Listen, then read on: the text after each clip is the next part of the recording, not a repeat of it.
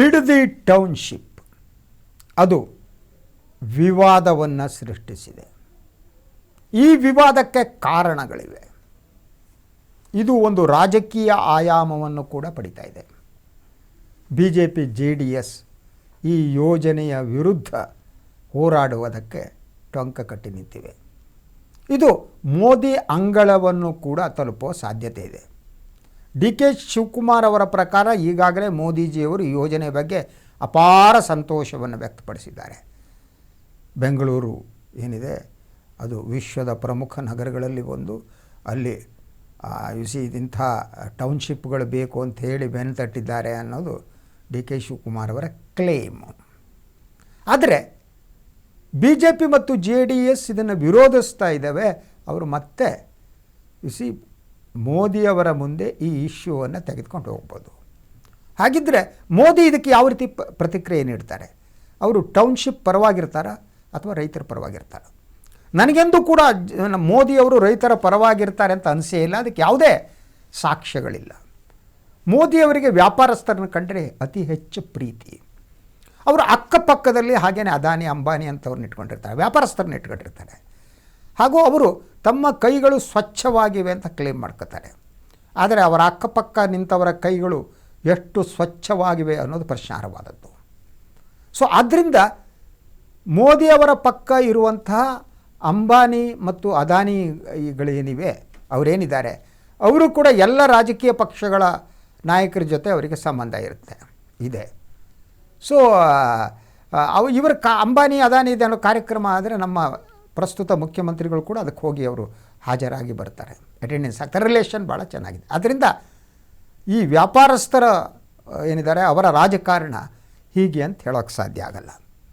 ಈಗ ಬಿಡದಿ ಟೌನ್ಶಿಪ್ ವಿಚಾರಕ್ಕೆ ಬರೋಣ. ಬಿಡದಿ ಟೌನ್ಶಿಪ್ ಏನಿದೆ, ಒಂದು ವರದಿಯ ಪ್ರಕಾರ ಈ ಯೋಜನೆಗಾಗಿ ಸುಮಾರು 2 ಲಕ್ಷ ಮರಗಳನ್ನು ಕಡಿಯಲಾಗುತ್ತೆ ಅಂತ. ಬೆಂಗಳೂರು ಈಗಾಗಲೇ ಕಾಂಕ್ರೀಟ್ ನಗರವಾಗಿ ಬದಲಾಗಿದೆ. ಒಂದು ಕಾಲದಲ್ಲಿ ಬೆಂಗಳೂರು ಅಂದರೆ ಏರ್ ಕಂಡೀಷನ್ ಸಿಟಿ ಅಂತ ಹೇಳಲಾಗ್ತಿತ್ತು. 80ರ ದಶಕದಲ್ಲಿ ಬೆಂಗಳೂರಿಗೆ ಬಂದಂಥ ನಾವು ವರ್ಷದ ಎಲ್ಲ ದಿನಗಳಲ್ಲಿ ಇಲ್ಲಿ ಚಳಿನೇ ಹೋಗ್ತಿರಲಿಲ್ಲ. ಕಾಲಿಗೆ ಸಾಕ್ಸ್ ಹಾಕೊಂಡು ಮಲ್ಕೋಬೇಕಾಗಿತ್ತು.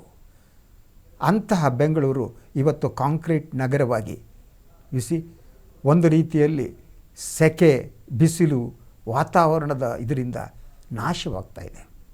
ಇಂತಹ ನಗರದಲ್ಲಿ ನೀವು ಮತ್ತೆ ನಗರದ ಸಮೀಪ 2 ಲಕ್ಷ ಮರಗಳನ್ನು ಕಡಿತಾ ಇದ್ದೀರಿ. ಒಂದು. ಸೆಕೆಂಡ್ ಥಿಂಗ್, ರೈತರು ಮತ್ತು ಭೂಮಿಯ ನಡುವಿನ ಸಂಬಂಧ ಇದೆಯಲ್ಲ, ನಿಜವಾದ ರೈತರಿಗೆ ಮಾತ್ರ ಗೊತ್ತಾಗುತ್ತೆ.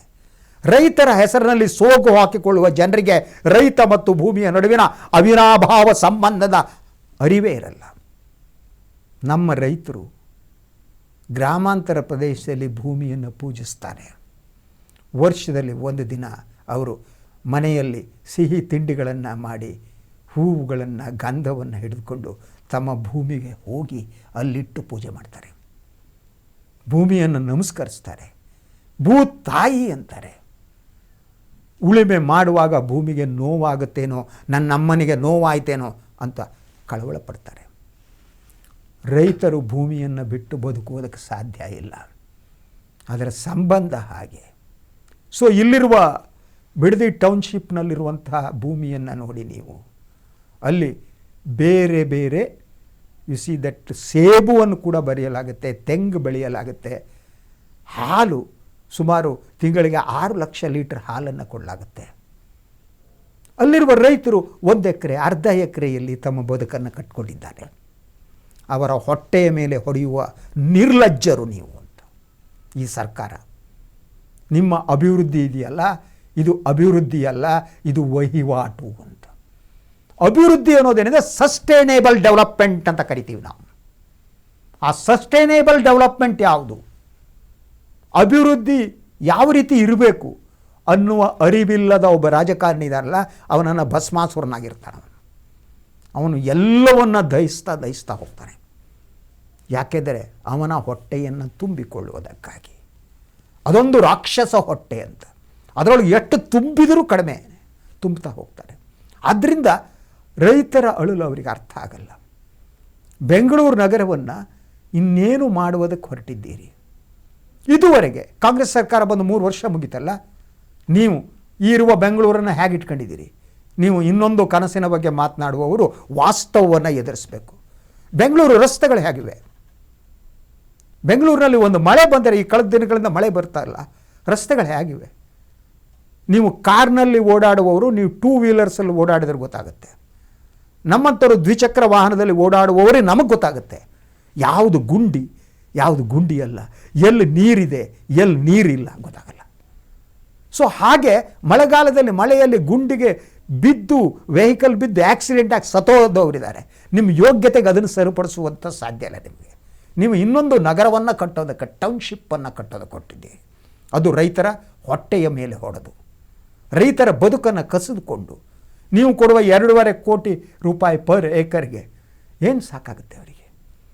ಅವನು 1 ಎಕರೆ ಭೂಮಿಯನ್ನು, ನಾನು ನಿನ್ನೆ ನೋಡ್ತಾ ಇದ್ದೆ, 1.5 ಎಕರೆ 1 ಎಕರೆ ಭೂಮಿ ಇಟ್ಕೊಂಡಂಥ ರೈತರು ಅವರು ಬದುಕು ಕಟ್ಕೊಂಡಿದ್ದಾರಲ್ಲ, ಅವ್ರು ಹೇಳ್ತಾ ಇದ್ದರು 2.5 ಕೋಟಿ ತಗೊಂಡು ನಾವು ಏನು ಮಾಡೋಣ?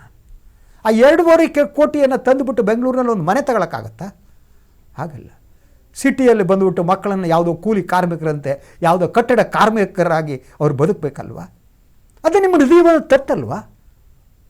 ನಿಮಗೆ ಕನಿಷ್ಠ ಆ ರೈತರ ಬದುಕು ನಾಶ ಆಗ್ತಿದೆ ಅಂತ ಅನಿಸಲ್ವ ನಿಮಗೆ? ನಿಮ್ಮ ವ್ಯಾಪಾರಿ ಬುದ್ಧಿ ಅಷ್ಟು ಕ್ರಿಯಲ್ಲಾಗಿದೆಯಾ? ನಿಮ್ಮ ವ್ಯಾಪಾರಿ ಬುದ್ಧಿ ಇಡೀ ಬೇರೆಯವರ ಬದುಕಿನ ಬಗ್ಗೆ ಸ್ಪಂದಿಸಲಾರದಷ್ಟು ನಿಮ್ಮ ಹೃದಯವನ್ನು ಗಟ್ಟಿಗೊಳಿಸಿದೆಯಾ? ನೀವು ಅಷ್ಟು ವಿನಾಶಕಾರಿಯಾಗಿ ಬದಲಾಗಿ ಹೋಗ್ತಾ ಇದ್ದೀರಾ? ಈ ಪ್ರಶ್ನೆಗಳು ಬಹಳ ಮುಖ್ಯವಾದ್ದು. ಯಾಕೆಂದರೆ ರೈತರು ಈಗ ಪ್ರತಿಭಟನೆಯನ್ನು ಪ್ರಾರಂಭ ಮಾಡಿದ್ದಾರೆ. ಅದಕ್ಕೆ ಈಗ ರಾಜಕಾರಣ ಇದೆ, ಇಲ್ಲ ಅಂತ ಅನ್ನಲ್ಲ, ಎಲ್ಲ ರಾಜಕಾರಣಿಗಳಲ್ಲೂ ಒಂದೇ. ಸೊ JDS ಇದ್ದಾಗ ಈ ಯೋಜನೆ ಬಂತು ಅಂತ ಹೇಳಲಾಗ್ತಾ ಇದೆ. ಆದರೆ ಅವರು ಅನುಷ್ಠಾನ ಮಾಡಿಲ್ವಲ್ಲ, ಅದಕ್ಕಾದ್ರೂ ಅಪ್ರಿಸಿಯೇಟ್ ಮಾಡಬೇಕಲ್ವಾ ಅಲ್ವಾ?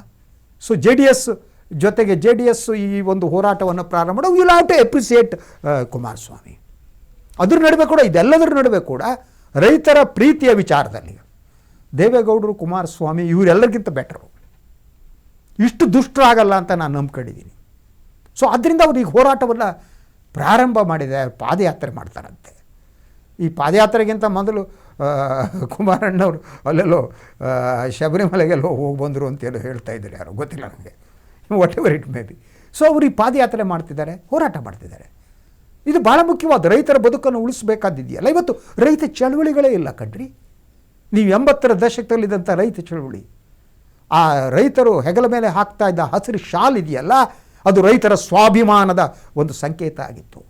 ನಂಜುಂಡ ಸ್ವಾಮಿ ಅಂತವರು ರೈತರಲ್ಲೇ ಅಂತ ಸ್ವಾಭಿಮಾನವನ್ನು ತುಂಬಿದ್ದರು. ಸರ್ಕಾರಿ ಅಧಿಕಾರಿಗಳು ಹೆದರ್ತಿತ್ತು, ಸರ್ಕಾರ ನಡುಗ್ತಿತ್ತು. ಹೆಗಡೆ ಸರ್ಕಾರವೇ ನಂಜುಂಡ ಸ್ವಾಮಿ ಮುಂದೆ ತಲೆ ಬಾಗ್ತಿತ್ತು. ಇವತ್ತು ಅದು ಸಾಧ್ಯ ಇಲ್ಲದ ಪರಿಸ್ಥಿತಿ ಬಂದಿದೆ. ಯಾಕೆಂದರೆ ರೈತ ಚಳವಳಿ ನಾಶ ಆಗಿದೆ, ರೈತರ ಶಕ್ತಿ ಕುಂದಿದೆ, ರೈತರ ಮಾತನ್ನು ಕೇಳುವವರಿಲ್ಲ. ಇಂಥ ಸಿಚುವೇಷನ್ನಲ್ಲಿ ಈ ವ್ಯಾಪಾರಿ ರಾಜಕಾರಣಿಗಳು ವಿಜೃಂಭಿಸ್ತಿದ್ದಾರೆ. ಅವರು ಯಾರನ್ನು ಎಲ್ಲಿ ಬೇಕಾದರೂ ಯಾರನ್ನೂ ಖರೀದಿಸಬಲ್ಲರು. They can purchase anything. ಅದಕ್ಕೆ ಇನ್ನೇನೋ ಅಭಿವೃದ್ಧಿಯ ಒಂದು ಮುಖವಾಡವನ್ನು ಹಾಕಿ ಬಿಡಬಹುದು. ಇದು ಡೆವಲಪ್ಮೆಂಟ್ ಅಂತ. ಅಲ್ಟಿಮೇಟ್ಲಿ ರೈತರ ಬದುಕಿನ ನಾಶ ಅಂದರೆ ಅದು ಏನು ಗೊತ್ತಾ? ಕೇವಲ ರೈತರು ಮಾತ್ರ ಅಲ್ಲ, ಅನ್ನ ಇದೆಯಲ್ಲ, ಅದು ಅನ್ನಕ್ಕೆ ವಿಷವಿಡುವ ಕೆಲಸ ಅಂತ. ಈ ಅನ್ನಕ್ಕೆ ವಿಷವಿಡುವ ಕೆಲಸವನ್ನು ಸರ್ಕಾರ ಮಾಡ್ತಾ ಇದೆ. ಸೊ DK ಶಿವಕುಮಾರ್ ಅವರಿಗೆ ಜ್ಞಾನೋದಯ ಆಗಲಿ ಅಂತ ನಾನು ಬಯಸ್ತೇನೆ. ಅವರಿಗೇನೂ ಆಗಬೇಕಾಗಲ್ಲ, ಜೀವನದಲ್ಲಿ ದೇವರು ಕೊಡಬೇಕಾದ್ದನ್ನೆಲ್ಲ ಕೊಟ್ಟಿದ್ದಾನೆ, ಮುಖ್ಯಮಂತ್ರಿ ಆಗಿದ್ದಾರೆ. ಈಗ ಮತ್ತೆ ಯಾವುದೋ ಯೋಜನೆಯನ್ನು ಮಾಡಿ ಹಣ ಹೊಡಿಬೇಕಾದ ಅಗತ್ಯ ಅವರಿಗಿಲ್ಲ ಅಂತ ನಾನು ಅಂದ್ಕೊಂಡಿದ್ದೇನೆ. ರೈತರ ಪರವಾಗಿ, ಮನುಷ್ಯ ಪರವಾಗಿ ಅವರಿದ್ದರೆ ಈ ನಾಡಿನ ಜನ ನೆನಪಿಟ್ಕೊಳ್ತಾರೆ. ರೈತ ವಿರೋಧಿಯಾದರೆ, ಮನುಷ್ಯ ವಿರೋಧಿಯಾದರೆ ಜನ ಚೀತು ಅಂತಾರೆ. ಈ ಅರಿವನ್ನು ಮುಖ್ಯಮಂತ್ರಿಗಳಿಗೆ, ಅಜ್ಜಯ್ಯನೋ ಅಪ್ಪಯ್ಯನೋ ಇನ್ನೊಬ್ಬನೋ ಸಾಧು ಸಂತರೋ ಹಿಂದೆ ಓಡಾಡ್ತಾರಲ್ಲ, ಅವರು ಈ ಜ್ಞಾನವನ್ನು ಮುಖ್ಯಮಂತ್ರಿಗಳಿಗೆ ಕರುಣಿಸಲಿ. ಅವರು ನಿಜವಾದ ಸಾಧು ಸಂತರಾಗಿದ್ದರೆ ಮುಖ್ಯಮಂತ್ರಿಗಳೇ ರೈತರ ಬದುಕನ್ನು ನಾಶಪಡಿಸಬೇಡಿ, ಅವರ ಹೊಟ್ಟೆಯ ಮೇಲೆ ಹೊಡಿಬೇಡಿ ಅಂತ ಹೇಳುವಷ್ಟು ಶಕ್ತಿ ಇದ್ದರೆ ಅವರೆಲ್ಲ ಸಾಧು ಸಂತರು ಆಗಿರ್ತಾರೆ, ಅಜ್ಜಯ್ಯನೋ ಅಪ್ಪಯ್ಯನೋ ಆಗಿರ್ತಾರೆ. ಅದಿಲ್ಲದಿದ್ದರೆ ಅವರು ಗುರುಗಳಾಗುವುದಕ್ಕೆ ಅಯೋಗ್ಯರು ಅಂತ. Let us wait and C.